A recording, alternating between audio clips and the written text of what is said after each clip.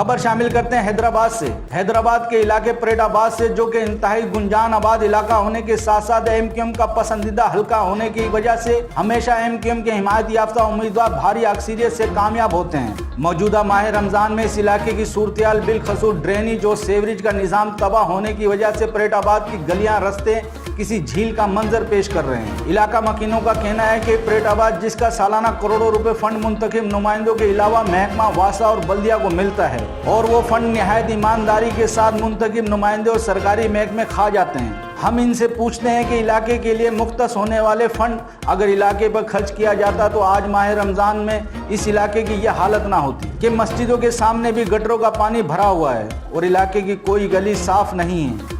अब तो अपने बच्चों को स्कूल भेजते हुए भी डर लगता है कि कहीं कोई बच्चा किसी खुले मेन हॉल में ना गिर जाए। इलाके मकीनों का कहना है कि गुज़िश्ता 10 साल फंड की गैर जानिबदार जुडिशल इंक्वायरी की जाए और इस काम में मुलविस अफराद को करार वाकई सज़ा दी जाए और इनसे फंड वापस लेकर अदलिया की ज़ेरे निगरानी तरक्याती काम करवाए जाएँ।